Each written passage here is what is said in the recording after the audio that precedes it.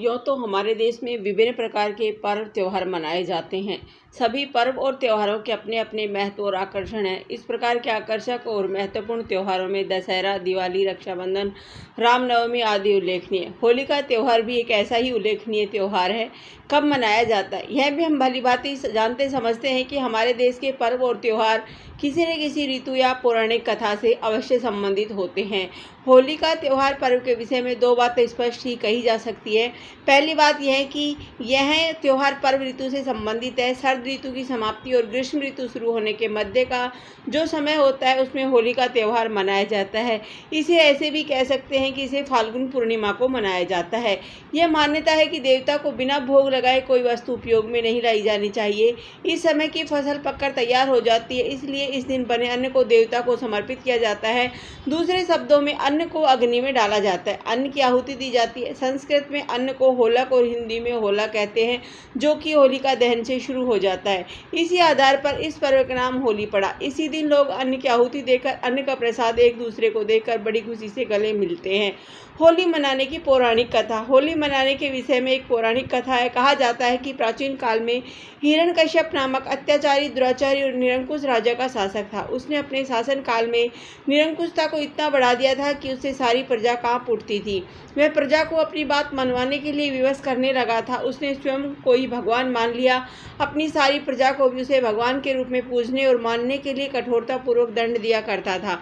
उसके ऐसा करने पर उसका पुत्र प्रहलाद उसका विरोध करता था, क्योंकि प्रहलाद परमेश्वर और ब्रह्मा जी का बहुत बड़ा उपासक था, उनकी ही उपासना करता था। उसे इस तरह देखकर हिरण्यकश्यप आग बबूला हो जाया करता था। अपने पुत्र प्रहलाद को अपना परम विरोधी समझकर हिरण्यकश्यप ने उसे कई प्रकार की यातनाओं से प्रताड़ित किया। उसने जब यह देखा कि प्रहलाद पर किसी भी प्रकार की यातनाओं से उसकी भगवान ब्रह्मा जी की उपासना से मन समाप्त नहीं हो रहा है, तब उसने अपनी बहन होलिका को यह आदेश दिया कि प्रहलाद को लेकर आग में बैठ जाए, जिससे वह जलकर भस्म हो जाए। ऐसा इसलिए कि होलिका को यह वरदान मिला था कि आग उसका कुछ नहीं बिगाड़ सकती है। वहीं हुआ भी, होलिका प्रहलाद को लेकर आग में बैठ गई, लेकिन प्रहलाद की परम भक्ति ने प्रहलाद को आग से प्रहलाद का कुछ भी बाल बांका न कर सकी और होलिका को ही जलाकर भस्म कर दिया। होलिका के बुरे कर्मों और प्रहलाद की अटल भक्ति भावना की याद में फाल्गुन पूर्णिमा की रात को लोग होलिका दहन करते हैं। होलिका दहन करते समय आनंद और उत्साह मगन दिखाई देते हैं। इस अवसर पर युवाओं का उत्साह बड़ा ही अद्भुत दिखाई देता है। उन्हें देखकर ऐसा लगता है उन्होंने कोई निजी शत्रु का दहन करना है। इससे सारा वातावरण उल्लास से भरा हुआ दिखाई देने लगता है। होलिका दहन के दूसरे दिन धुलंडी मनाई जाती है। इस दिन सभी स्त्री पुरुष बच्चे सुबह से दोपहर तक एक दूसरे पर रंग, गुलाल, अबीर पानी आदि डालते हैं। इससे सारा वातावरण विभिन्न प्रकार के रंगमंच दृश्यों में बदल जाता है।